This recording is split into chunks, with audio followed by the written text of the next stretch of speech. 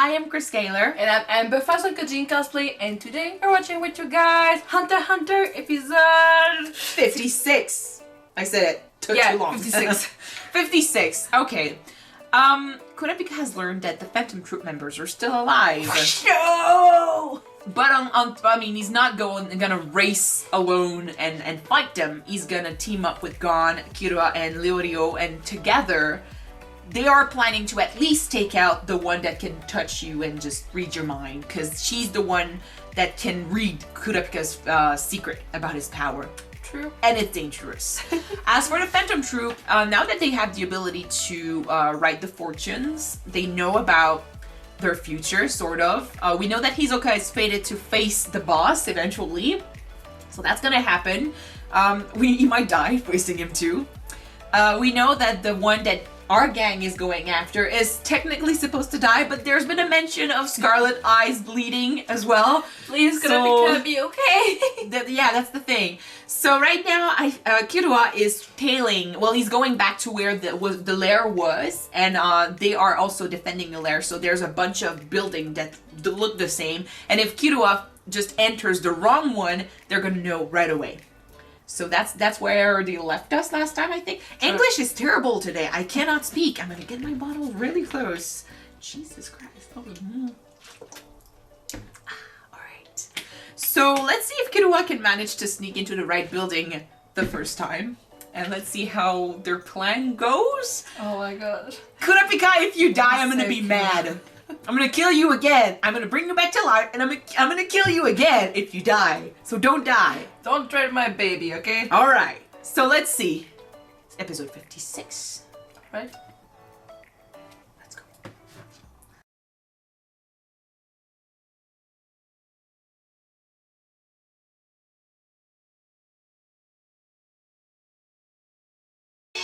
Oh yeah! Oh no! Kurapika was too angry, too reckless, too everything this episode. The only mistake that he did Was forget the plan!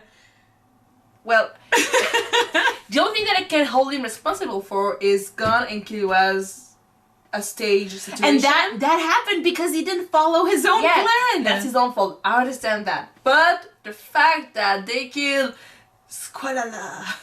Squada. Sorry. That's the sad, fact that he though. killed That's Squala. not his fault. That's not his It's fault. not his fault.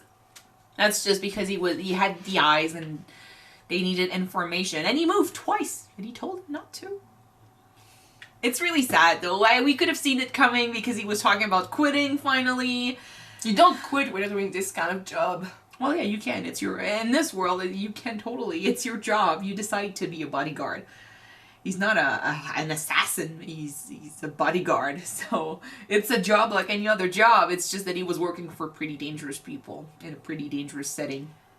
That was ironic. No, sorry, but no, that's sarcasm, yeah. It's sad. It's just, and for the others, I'm like, that's every time he's facing the troupe, it's always one of my fears that he's gonna let his emotions take control of him and he's gonna do something rash. But he's got Melody with him. It's gonna be okay. At least. He's gonna play our melody and it's gonna be fine. Just calm and I relax. swear, Filled with flowers. Melody is probably the best friend he could find in this arc, because he needed someone that could calm him down and just bring him back down to earth, because holy shit, he's losing it so much. And it's badass. I mean, even when he's losing it, when against Uvo, he was pretty badass. He was really in control, even though he was really angry. He had knew planned for every this. information about his opponent, so that's why he had the upper hand. And his anger is what makes him really strong, if you think about it. When he's angry, he's got the scarlet eyes, and that's when he gets his ability. But then, facing all of them, and he knows nothing about the boss. We know he knows nothing about the boss. So that was reckless. That was really reckless. And because of that, now Gon and Kirua are captured with three of the strongest, sort of. Like, we don't really know about the others. I mean, no, it's not true. There are other members that are pretty strong that we've seen, like the guy with the katana. Nobunaga? There you go. Was that his name? I think, yeah. I've been watching too much anime. For me. I've been watching too much anime recently, so I'm lost in the names, but I'm afraid of, I mean, at least they didn't kill them, but they're at risk. So now it's not only let's do a diversion and capture one of them, it's let's save two of our guys and make sure we don't get killed by the others. But Melody had the right thing to say here. It's an endurance test. You need to be patient. Don't mess up because you wanted to do it fast after so many years of training and waiting and just getting ready. Don't mess it up now, you know? You can still wait a little bit and just do it perfectly. Everything was okay against Uvogin, so why mess it up now, you know? Although I understand, like, he was, they made him believe that they were dead, and they made him go through that emotion roller coaster where he thought that he didn't have any goals anymore, and then he thought it was over, and then now again. the goal is back, and the anger is back, and just as strong as before. And now they've got his friends too, so he's in his mind he's like losing people he cares about once again because of the Phantom Troupe. So you just know that his emotions are through the roof. Just don't mess up. Leorio is never there when it matters. Well, I'm kind of glad that he's not there because he can't use Nen yet, technically. Well, he can, but not really good. And he would be killed. He would be killed right away. Although he has a pretty sharp tongue, he could maybe he could try to talk his way out of the situation. Like, they would not see anything, like, they wouldn't see a potential in Leorio, and they would just let him go. But now they know what Kurapika looks like. It's a good thing he's got a kick-ass costume. That's great, but are you left, Mrs.? I mean, if they see him show up, I mean, doesn't matter if he's got a wig on. Like, they're gonna be able to tell, like, oh, somehow you're right there and you're really pissed off and you want to save your friends. And we know that they are related somehow to the chain user. Well, hello, chain user sister. By all means. So, and you just know that Nobunaga, yeah, this dude, he's set on revenge because he cared about Uvo, so there's that. I don't remember her name, but Memory Girl, yeah. That's really nice. I knew that she could touch someone and just got everything from someone's memory. And see it too, but she can create Nen bullets. And share her memory. And share her information with everybody else. That's pretty cool. That's nice. Yeah. Like I said, like, every one of their ability, if you take them alone, sometimes you could say, well, their abilities don't amount to much. Like, on their own, they cannot do much.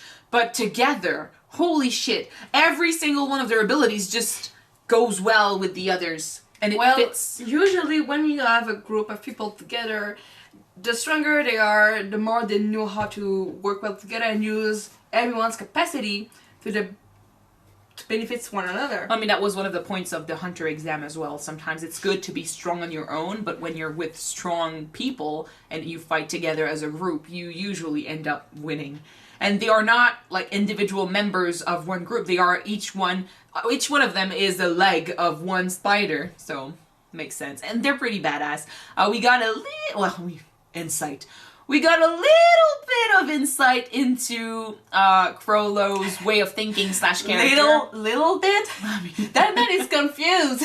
No, but that's interesting because it's almost like he doesn't even know why he's doing that. Like, he has a hard time explaining his motive. So that we already know that there's something there. Like, we know that the character has a past that's heavy somehow. Like, we've seen a bit of it. Maybe he's doing it for so long that he doesn't remember why he stopped in the first place. I don't know. That just makes me really excited for more. You know, I want to see more of his backstory. I want him to figure out what the hell is going on in his head and just tell us. Gon is pretty interested as well. Like, he doesn't understand why someone would do that. You got balls of steel, Gon, or you just don't care enough to ask. He's curious. The Troupe member, why do you keep people that you don't know it? No, but really, I think that Gon's curiousness comes down to him just being a hunter. Is deep in the soul, just like his dad. He's just always curious to learn more, find out more. That's what makes him a hunter. That's what makes him a good hunter too, because he always reaches for something else.